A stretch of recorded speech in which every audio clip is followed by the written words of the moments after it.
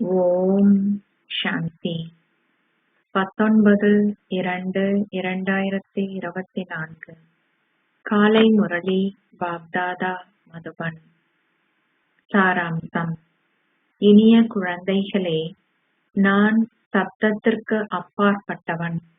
நான் குழந்தைகளாகிய உங்களை சந்திப்பதற்கு அப்பால் அழைத்து செல்வதற்கு வந்துள்ளேன். இது இப்பொழுது உங்கள் அனைவரதும் ஓய்வு ஸ்திதியாகும். நீங்கள் இப்பொழுது சப்தத்திற்கு அப்பால் வீடு செல்ல வேண்டும். கேள்வி: நீங்கள் யாரை சிறந்த முயற்சி செய்யும் மாணவர் என்று அழைப்பீர்கள்? பிரதான அறிகுறிகள் எவை?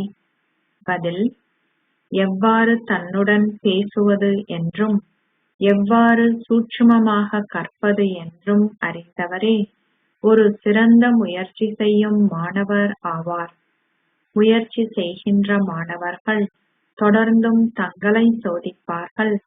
நான் என்னில் ஏதாவது அசுர சுபாவத்தை கொண்டுள்ளேனா? நான் எந்தளவுக்கு தெய்வீக குணங்களை கிரகித்துள்ளேன்? நான் ஏதாவது குற்ற எண்ணங்களை கொண்டுள்ளேனா? எந்தளவுக்கு தாங்கள் சதா சகோதரத்துவ பார்வையை கொண்டிருக்கின்றார்கள் என்பதை பார்ப்பதற்கு அவர்கள் தங்களுடைய பதிவேட்டை வைத்திருப்பார்கள். ஓம் சாந்தி. பாபா சப்தத்திற்கு அப்பால் செல்வதற்கு முயற்சி செய்கின்ற, அதாவது வீடு செல்வதற்கு முயற்சி செய்கின்ற ஆன்மீக குழந்தைகளாகிய உங்களுக்கு விளங்கப்படுத்துகின்றார். அது ஆத்மாக்கள் அனைவரதும் வீடாகும். நீங்கள் இப்பொழுது அச்சரீரங்களை நீக்கி வீடு திரும்ப வேண்டும் என்பதை புரிந்து கொள்கிறீர்கள். தந்தை கூறுகின்றார், உங்களை திரும்பவும் வீட்டிற்கு அழைத்து செல்வதற்கு நான் வந்துள்ளேன். இதனாலேயே நீங்கள் அச்சரீரங்களிற்கும் சரீர உறவு முறைகளுக்கும் அப்பால் இருக்க வேண்டும். இது அழுக்கான உலகமாகும். தான் இப்பொழுது வீடு திரும்ப வேண்டும் என்பதை ஆத்மா அறிவார். தந்தை உங்களை தூய்மையாக்குவதற்கு வந்துள்ளார். நாங்கள் மீண்டும் ஒருமுறை தூய உலகிற்கு செல்ல வேண்டும். நீங்கள் இந்த ஞானக் கடலை உங்களின் உள்ளாரக் கடைய வேண்டும். வேறு எவரும் அத்தகைய எண்ணங்களை கொண்டிருக்க மாட்டார்கள். நீங்கள் விருப்பத்துடன் அச்சரீரங்களை நீக்கி வீடு திரும்பி பின்னர் புதிய உலகில் புதிய தூய உறவு முறைகளுக்குள் மீண்டும் வருவீர்கள் என்பது உங்களுக்கு தெரியும். வெகு சிலரே இவ்விழிப்புணர்வை கொண்டிருக்கின்றார்கள். தந்தை கூறுகின்றார், இளைஞர்கள், முதிர்ச்சி அடைந்தவர்கள், வயோதிபர்கள் அனைவரும் வீடு திரும்பி பின்னர் புதிய உலகில் தூய உறவு முறைக்குள் மீண்டும் வர வேண்டும். நீங்கள் இப்பொழுது வீடு திரும்புவதற்கான முன்னேற்பாடுகளை செய்கின்றீர்கள் என்பது உங்களுடைய புத்தியில் மீண்டும் மீண்டும் பிரவேசிக்க வேண்டும். எதையாவது செய்பவர்கள் பாபாவுடன் திரும்பி செல்வார்கள். இப்பொழுது எதையாவது கடவுளின் பெயரில் செய்பவர்கள் புதிய உலகில் பல மில்லியன்களை உடையவர்கள் ஆகுவார்கள். அம்மக்கள் இப்பழைய உலகில் அனைத்தையும் மறைமுகமாக செய்கின்றார்கள். கடவுள் தங்களுக்கு அதன் பலனை கொடுப்பார் என்று அவர்கள் நம்புகிறார்கள். அவர்கள் தற்காலிக பலனை மாத்திரமே பெறுகிறார்கள் என்று தந்தை உங்களுக்கு இப்பொழுது விளங்கப்படுத்துகின்றார். இப்பொழுது நான் வந்து உங்களுக்கு ஆலோசனை வழங்குகிறேன். இப்பொழுது கொடுப்பவர்கள் அதை பல மில்லியன்களாக 21 பிறவிகளுக்கு பெறுவார்கள்.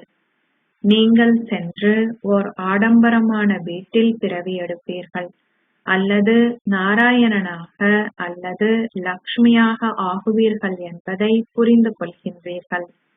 எனவே அப்பொழுது நீங்களும் அந்தளவு முயற்சியை செய்ய வேண்டும். இந்த அழுக்கான பழைய உலகை விட்டு நீங்குவதற்கு நாங்கள் முன்னேற்பாடுகளை செய்கின்றோம். நாங்கள் இப்பழைய உலகையும் இந்த பழைய சரீரங்களையும் துறக்க வேண்டும்.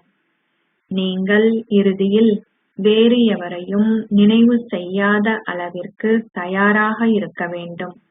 நீங்கள் பழைய உலகை அல்லது உங்கள் நண்பர்களையும் உறவினர்களையும் நினைவு செய்தால் உங்கள் நிலை என்னவாக இருக்கும்? கூறப்பட்டுள்ளது, இறுதியில் ஒரு பெண்ணை நினைவு செய்பவர்கள் ... இதனாலேயே நீங்கள் தந்தையை பின்பற்ற வேண்டும். தான் வயோதிபராக இருப்பதன் காரணமாக தான் தனது சரீரத்தை நீக்க வேண்டும் என்று பாபா நினைக்கின்றார் என்பதல்ல. இல்லை, நீங்கள் அனைவரும் வயோதிபர்கள். இது அனைவரதும் ஓய்வு ஸ்திதியாகும். அனைவரும் வீடு திரும்ப வேண்டும். இதனாலேயே தந்தை கூறுகின்றார், இப்பழைய உலகிலிருந்து உங்கள் புத்தியின் யோகத்தை துண்டித்து விடுங்கள். இப்பொழுது நீங்கள் உங்களுடைய வீட்டிற்கு திரும்பி செல்ல வேண்டும். பின்னர் அங்கு நீங்கள் எவ்வளவு காலம் இருக்க வேண்டுமோ அவ்வளவு காலத்திற்கு அங்கு இருப்பீர்கள். நீங்கள் தாமதமாக உங்களுடைய பாகத்தை நடிக்க வேண்டியிருந்தால் அந்தளவு தாமதமாகவே நீங்கள் ஒரு சரீரத்தை பெற்று உங்கள் பாகத்தை நடிப்பீர்கள். சிலர் 5000 வருடங்களுக்கு ஒரு 100 வருடங்கள் குறைவாக அமைதி தாமத்தில் இருப்பார்கள். அவர்கள் இறுதியில் வருவார்கள். ஒருவர் தன்னை காசியில் அர்ப்பணிக்கின்ற பொழுது அவருடைய பாவங்கள் அனைத்தும் அழிக்கப்படுகின்றன. இறுதியில் வருபவர்கள் எவ்வளவு பாவங்களை சேகரிப்பார்கள்? அவர்கள் வந்து செல்வார்கள். ஆனால் எவராலும் அனாதியான முக்தியை பெற முடியாது. அவர்கள் அங்கிருந்து என்ன செய்வார்கள்? அவர்கள் நிச்சயமாக தங்கள் பாகங்களை நடிக்க வேண்டும். உங்கள் பாகங்கள் ஆரம்பத்தில் வருவதாகும். எனவே தந்தை கூறுகின்றார், குழந்தைகளே, இப்பழைய உலகை தொடர்ந்தும் மறந்துவிடுங்கள். இப்பொழுது நீங்கள் வீடு திரும்ப வேண்டும். உங்கள் 84 பிறவிகளின் பாகங்கள் முடிவடைந்து விட்டன. நீங்கள் தூய்மையற்றவர்கள் ஆகிவிட்டீர்கள். நீங்கள் இப்பொழுது உங்களை ஆத்மாக்களாக கருதி தந்தையை நினைவு செய்ய வேண்டும். தெய்வீக குணங்களை கிரகியுங்கள். தந்தை விளங்கப்படுத்துகின்றார், குழந்தைகளே, தொடர்ந்தும் உங்களை சோதியுங்கள். நான் அசுர சுபாவம் எதனையேனும் கொண்டிருக்கின்றேனா? உங்கள் சுபாவம் தெய்வீகமானதாக இருக்க வேண்டும். இதற்காக ஓர் அட்டவணையை வைத்திருங்கள். அப்பொழுது அது உறுதியானதாக ஆகும்.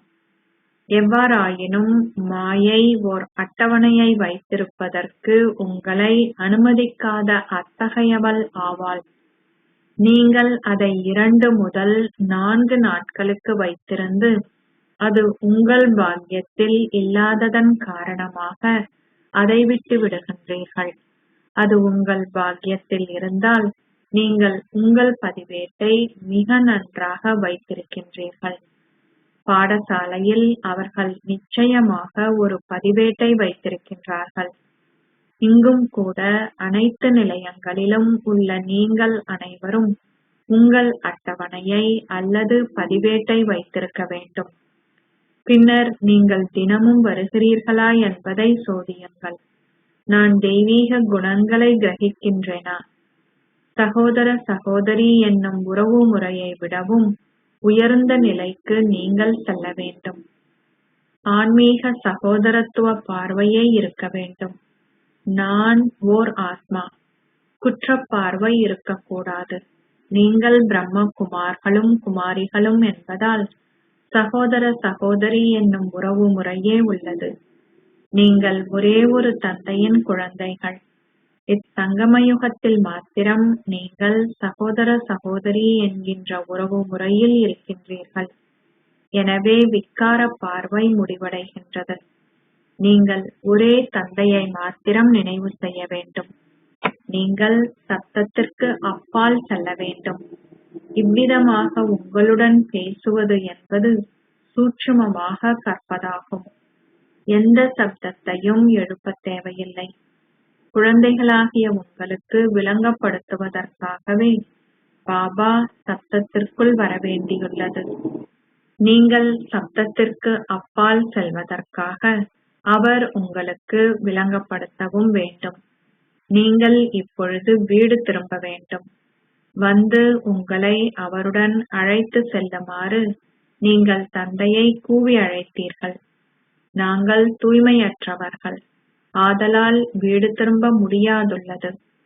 தூய்மையற்ற உலகில் உள்ள எவரால் எங்களை தூய்மையானவர்கள் ஆக்க முடியும்? சாதுக்கள், புனிதர்கள் போன்றவர்களால் உங்களை தூய்மையாக்க முடியாது. அவர்களே தூய்மையாக்குவதற்காக சென்று கங்கையில் நீராடுகின்றார்கள். அவர்கள் தந்தையை அறியவும் மாட்டார்கள். முன்னைய கல்பத்தில் அவரை அறிந்தவர்களே இப்பொழுது முயற்சி செய்பவர்கள். தந்தையை தவிர எவராலும் இம்முயற்சியை செய்வதற்கு உங்களை தூண்ட முடியாது. தந்தையே அனைவரிலும் உயர்வானவர். அத்தகைய தந்தை கூழாங்கற்களிலும் கற்களிலும் இருக்கின்றார் என்று கூறுவதால் மனிதர்கள் என்ன நிலையை அடைந்துள்ளார்கள் என பாருங்கள். அவர்கள் தொடர்ந்தும் ஏணியில் கீழிறங்கினார்கள். ஒரு புறத்தில் அவர்கள் முற்றிலும் விக்காரமற்றவர்களாகவும், மறுபுறத்தில் அம்மக்கள் முற்றிலும் விக்காரம் உடையவர்களாகவும் இருக்கின்றார்கள். முன்னைய கல்பத்தில் இவ்விஷயங்களை நம்பியவர்கள் மாத்திரமே இப்பொழுது அவற்றை நம்புவார்கள். இங்கு வருகின்ற அனைவருக்கும் தந்தையின் கட்டளைகளை கூறுவது உங்கள் கடமையாகும். ஏணியின் படத்தை விளங்கப்படுத்துங்கள். இது இப்பொழுது அனைவரதும் ஓய்வு ஸ்திதியாகும். இப்பொழுது அனைவரும் அமைதி தாமத்திற்கு அல்லது சந்தோஷ தாமத்திற்கு செல்வார்கள். தங்களுடைய புத்தியின் யோக சக்தி மூலம் தங்களுடைய ஆத்மாக்களை முற்றிலும் தூய்மையாக்குபவர்களே சந்தோஷ தாமத்திற்கு செல்வார்கள். பாரதத்தின் புராதன யோகம் நினைவு கூறப்படுகின்றது. தான் உண்மையிலேயே முதலில் இங்கு வந்தார் என்பதையும், தான் இப்பொழுது வீடு திரும்ப வேண்டும் என்பதையும் ஆத்மா இப்பொழுது நினைவு கூர்ந்துள்ளார். நீங்கள் இப்பொழுது உங்களுடைய பாகங்களை நினைவு செய்கின்றீர்கள். இக்குலத்துக்கு உரியவர்களாக ஆகாதவர்கள் தாங்கள் தூய்மையாக வேண்டும் என்பதை நினைவு செய்ய மாட்டார்கள். நீங்கள் தூய்மை ஆகுவதற்கே முயற்சி செய்ய வேண்டும். தந்தை கூறுகின்றார், உங்களை ஆத்மாக்கள் என்று கருதி என்னை நினைவு செய்தால் பாவத்தை வென்றவர்கள் ஆகுவீர்கள். உங்களை சகோதர சகோதரிகளாக கருதுங்கள். உங்கள் பார்வை மாற்றமடையும். சத்திய யுகத்தில் உங்கள் பார்வை தீயதாக இருப்பதில்லை. தந்தை தொடர்ந்தும் விளங்கப்படுத்துகின்றார், குழந்தைகளே, நீங்கள் ஒவ்வொருவரும் உங்களை வினவ வேண்டும். நான் சத்திய யுகத்து தேவரா அல்லது கலியுகத்து மனிதரா? குழந்தைகளாகிய நீங்கள் மிக சிறந்த படங்கள், ஸ்லோகங்கள் போன்றவற்றை உருவாக்க வேண்டும். நீங்கள் சத்திய யுகத்தவரா அல்லது கலியுகத்தவரா என்ற வினாவை ஒரு படம் வினவ வேண்டும். இரண்டாவது படம் இன்னுமொரு வினாவை வினவ வேண்டும். இந்த உற்சாகத்தை நீங்கள் எங்கும் உருவாக்க வேண்டும். தூய்மையற்றவர்களை தூய்மையாக்குவதற்கு தந்தை உங்களுக்கு ஸ்ரீமத்தை கொடுக்கின்றார். எவ்வாறாயினும் உங்கள் வியாபாரம் போன்றவற்றை பற்றி எனக்கு என்ன தெரியும்? வந்து மனிதர்களிலிருந்து தேவர்களாக மாறுவதற்கான பாதையை உங்களுக்கு காட்டுமாறு நீங்கள் தந்தையை கூவி அழைத்தீர்கள். நான் வந்து உங்களுக்கு இதை காட்டுகின்றேன். இது அத்தகையதொரு இலகுவான விஷயம். நான் உங்களுக்கு கொடுக்கின்ற சமிக்கை மிகவும் இலகுவானது. மன்மனா பவ். உங்களை ஆத்மாக்களாக கருதி தந்தையை நினைவு செய்யுங்கள். இதன் அர்த்தத்தை புரிந்து கொள்ளாததால் அவர்கள் கங்கையை தூய்மையாக்குபவர் என்று கூறிவிட்டார்கள். தந்தையே தூய்மையாக்குபவர். இது இப்பொழுது அனைவருக்கும் கணக்கு தீர்க்கும் காலமாகும். நான் உங்கள் கர்ம கணக்குகளை தீருமாறு செய்து உங்களை திரும்பவும் வீட்டிற்கு அழைத்து செல்கின்றேன். தந்தை விளங்கப்படுத்தும் பொழுது நீங்கள் புரிந்து கொள்கின்றீர்கள். ஆனால் அது உங்களுடைய பாக்கியத்தில் இல்லாதுவிட்டால் நீங்கள் வீழ்கின்றீர்கள். தந்தை கூறுகின்றார், உங்களை சகோதர சகோதரிகளாக கருதுங்கள். நீங்கள் ஒரு பொழுதும் தீய பார்வையை கொண்டிருக்க கூடாது. சிலர் காமம் எனும் தீய ஆவியை கொண்டிருக்கின்றார்கள். ஏனையோர் பேராசை எனும் தீய ஆவியை கொண்டிருக்கின்றார்கள். சில வேளைகளில் அவர்கள் சிறந்த உணவை பார்க்கும் பொழுது அதனால் தூண்டப்படுகின்றார்கள். ஒருவர் வறுத்த கடலையை விற்பதை அவர்கள் பார்க்கும் பொழுது சிறிதளவை உண்ண விரும்புகின்றார்கள். பின்னர் அவற்றை நீங்கள் உண்டால் நீங்கள் பலவீனமாக இருப்பதன் காரணமாக விரைவில் பாதிக்கப்பட்டவர்கள் ஆகுவதுடன் உங்கள் புத்தியும் சீரழிகின்றது. எவருக்கு தாயும் தந்தையும் விசேஷமானவர்களும் ஒரு நற்சான்றிதழை கொடுக்கின்றார்களோ அவர்களையே நீங்கள் பின்பற்ற வேண்டும். யக்ஞாவிலிருந்து பெறுபவற்றை மிகவும் சுவையானவையாக கருதி அவற்றையே நீங்கள் உண்ண வேண்டும். நீங்கள் தூண்டப்படக்கூடாது. உங்கள் சுவை அரும்புகள் உங்களை ஈர்க்கக்கூடாது. யோகமும் தேவைப்படுகின்றது. யோகம் இல்லாதுவிடின் நான் இதை உண்ண வேண்டும், இல்லாதுவிடின் நான் நோய்வாய்ப்படுவேன் என்று கூறுவீர்கள். நீங்கள் இங்கு தேவர்கள் ஆகுவதற்கே வந்துள்ளீர்கள் என்பது உங்கள் புத்தியில் இருக்க வேண்டும். நீங்கள் இப்பொழுது வீடு திரும்ப வேண்டும். நீங்கள் சென்று உங்கள் தாயின் கருப்பையில் ஒரு குழந்தை ஆகுவீர்கள். ஒரு தாய் உண்டு அருந்துவது அனைத்தும் தாயின் கருப்பையில் உள்ள குழந்தையை பாதிக்கின்றது. இவ்விஷயங்கள் எதுவும் அங்கு இருக்காது. அங்கு அனைத்தும் முதற்தரமானதாக இருக்கும். எங்கள் தாய்மார்கள் எங்களுக்கு போஷாக்கினை அளிக்கின்ற முதற்தரமானவற்றையே உண்பார்கள். அங்கு அனைத்தும் முதற்தரமானதாக இருக்கின்றன. நீங்கள் பிறவி எடுக்கும் பொழுது உங்கள் உணவும் பானமும் தூய்மையானதாக இருக்கின்றன.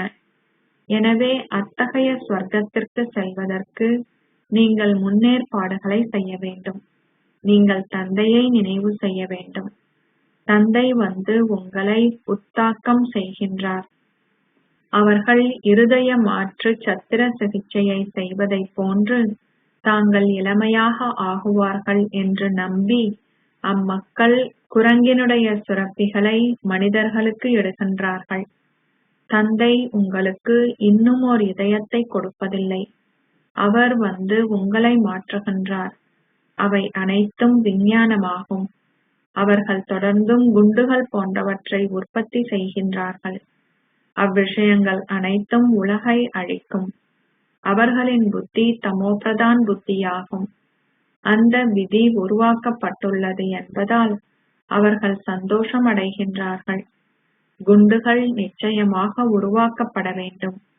ஏவுகணைகள் அவர்களுடைய வயிற்றிலிருந்து வெளிவந்தன. இன்ன இன்ன நடைபெற்றன என்று சமய நூல்களில் எழுதப்பட்டுள்ளன. அவ்விஷயங்கள் அனைத்தும் பக்தி மார்க்கத்திற்குரியவை என்று தந்தை இப்பொழுது விளங்கப்படுத்தியுள்ளார். நான் மாத்திரமே உங்களுக்கு ராஜயோகத்தை கற்பித்தேன். அது ஒரு கதையே ஆகும். அதை செவிமடுப்பதால் உங்கள் நிலைமை என்ன ஆக வேண்டுமோ அவ்வாறு ஆகியுள்ளது. இப்பொழுது தந்தை உங்களுக்கு சத்திய நாராயணனின் கதையையும் மூன்றாம் கண்ணின் கதையையும் அமரத்துவ கதையையும் கூறுகின்றார். இக்கல்வியின் ஊடாக நீங்கள் அந்த அந்தஸ்தை அடைகின்றீர்கள். எவ்வாறாயினும் அவர்கள் காட்டுவதைப் போன்று சக்கரத்தை சுழற்றி அனைவரையும் அதன் மூலம் கொள்கின்ற ஸ்ரீ கிருஷ்ணர் போன்ற எவரும் இருக்கவில்லை. நான் உங்களுக்கு ராஜயோகத்தை கற்பித்து உங்களை தூய்மையாக்குகின்றேன். நான் உங்களை சுயதரிசன சக்கரதாரிகள் ஆக்குகின்றேன். அவர்கள் ஸ்ரீ கிருஷ்ணரை ஒரு சக்கரத்துடன் காட்டியுள்ளார்கள். அவர் எவ்வாறு சுயதரிசன சக்கரத்தை சுழற்றுவார்? அது மந்திர வித்தைக்கான கேள்வி அல்ல. அவை அனைத்தும் அவதூறுகள் ஆகும். அது அரை கல்பத்திற்கு தொடர்கின்றது. நாடகம் மிகவும் அற்புதமானது. இது இப்பொழுது இளைஞர்கள், முதியவர்கள் அனைவரதும் ஓய்வு ஸ்திதியாகும். நாங்கள் இப்பொழுது வீடு திரும்ப வேண்டும். எனவே நாங்கள் தந்தையை நினைவு செய்ய வேண்டும். வேறு எதுவும் நினைவு செய்யப்படக்கூடாது. அத்தகைய ஸ்திதியை நீங்கள் கொண்டிருக்கும் பொழுது மாத்திரம் உங்களால் ஓர் உயர்ந்த அந்தஸ்தை அடைய முடியும். நீங்கள் உங்கள் இதயத்தை வினவ வேண்டும், எந்தளவிற்கு எனது பதிவேடு நன்றாக இருக்கின்றது? பதிவேட்டிலிருந்து உங்கள் செயற்பாடுகளைப் பற்றியும் நீங்கள் ஒழுங்காக கற்கின்றீர்களா அல்லது இல்லையா என்பதையும் உங்களால் கூற முடியும். சிலர் பொய் கூட கூறுகின்றார்கள். தந்தை கூறுகின்றார், உண்மையை கூறுங்கள். நீங்கள் உண்மையை கூறாதுவிடின் உங்கள் பதிவேடு பாழாக்கப்பட்டுவிடும். நீங்கள் தூய்மையாகுவீர்கள் என்று நீங்கள் கடவுளுக்கு சத்தியம் செய்கின்றீர்கள். எனவே பின்னர் நீங்கள் அச்சத்தியத்தை முறித்தால் உங்கள் நிலை என்னவாகும்? நீங்கள் விக்காரத்தில் வீழ்ந்தால் முழு நாடகமுமே முடிவடைந்து விடுகின்றது. சரீர உணர்வே முதல் எதிரியாகும். பின்னர் காமமும் அதன் பின்னர் கோபமும் உள்ளன. சரீர உணர்வு இருக்கும் பொழுது ஒருவருடைய மனோபாவம் தூய்மையற்றதாகுகின்றது. இதனாலேயே தந்தை கூறுகின்றார், நீங்கள் ஆத்ம உணர்வுடையவர்கள் ஆகுவீர்களாக. இவரே அர்ஜுனர் ஆவார். இவர் ஸ்ரீ கிருஷ்ணரின் ஆத்மாவும் ஆவார். அவர் பிரவேசிப்பவரின் பெயர் மாற்றப்பட்டது. அவருடைய பெயர் அர்ஜுனர் இல்லை. இவ்விருட்சம் போன்ற அனைத்தும் உங்களுடைய கற்பனை என்று மக்கள் கூறுகின்றார்கள். நீங்கள் கற்பனை செய்பவை அனைத்தையும் பின்னர் ஒரு குறித்த காலத்தில் நீங்கள் காண்பீர்கள். ஸ்வர்க்கத்திற்கு சென்று மீண்டும் சிறு குழந்தைகள் ஆகுவீர்கள் என்று குழந்தைகளாகிய நீங்கள் மிகவும் சந்தோஷமாக இருக்க வேண்டும். பின்னர் உங்கள் பெயர், ரூபம், இடம், காலம் போன்ற அனைத்தும் புதிதாக இருக்கும். இது ஓர் எல்லையற்ற நாடகமாகும். எது ஏற்கனவே நிச்சயிக்கப்பட்டதோ அதுவே மீண்டும் நடைபெறுகின்றது. அது நடைபெற வேண்டும். எனவே நாங்கள் ஏன் கவலைப்பட வேண்டும்? இப்பொழுது குழந்தைகளாகிய உங்கள் புத்தியில் நாடகத்தின் ரகசியங்களை கொண்டிருக்கின்றீர்கள். பிராமணர்களாகிய உங்களைத் தவிர வேறு எவருக்கும் இவை தெரியாது. இந்நேரத்தில் உலகிலுள்ள மக்கள் அனைவரும் பூஜிப்பவர்கள். எங்கு பூஜிப்பவர்கள் இருக்கின்றார்களோ அங்கு பூஜிக்க தகுதி வாய்ந்த ஒரு நபரேனும் இருக்க முடியாது. சத்திய திரேதா யுகங்களில் பூஜிக்க தகுதி வாய்ந்தவர்கள் இருக்கின்றார்கள். கலியுகத்தில் பூஜிப்பவர்களே இருக்கின்றார்கள். எனவே நீங்கள் எவ்வாறு உங்களை பூஜிக்க தகுதி வாய்ந்தவர்கள் என்று அழைக்க முடியும்? தேவர்கள் மாத்திரமே பூஜிக்க தகுதி வாய்ந்தவர்கள்.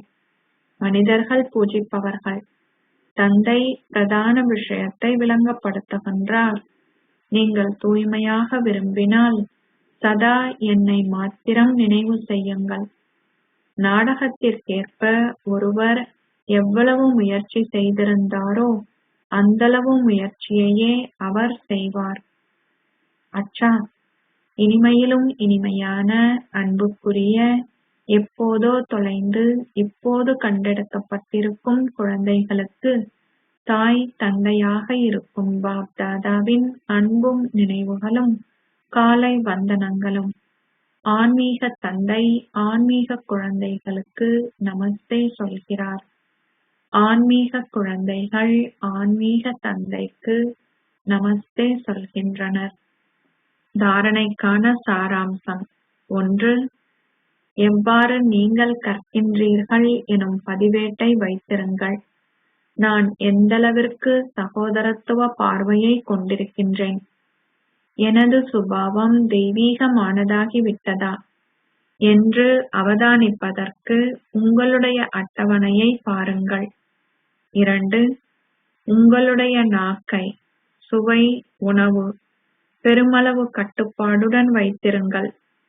நீங்கள் தேவர்கள் ஆகுவதால் உங்கள் உணவிலும் பானத்திலும் பெருமளவு கவனம் செலுத்த வேண்டும் என்பது உங்கள் புத்தியில் இருக்க வேண்டும்.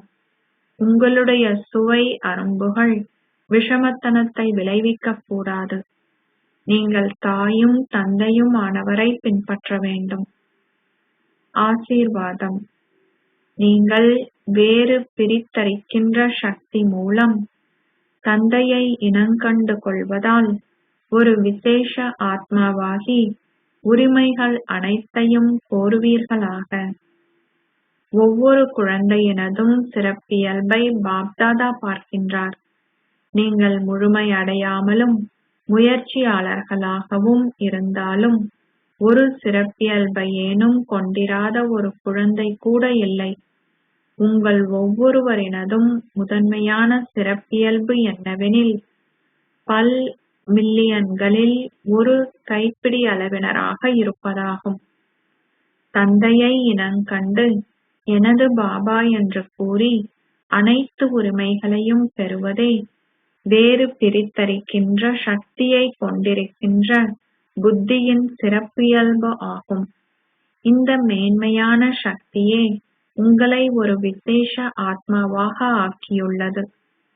ஸ்லோகம்: உங்கள் மேன்மையான பாக்ய ரேகையை வரைகின்ற எழுதுகோல் உங்கள் மேன்மையான செயற்பாடாகும்.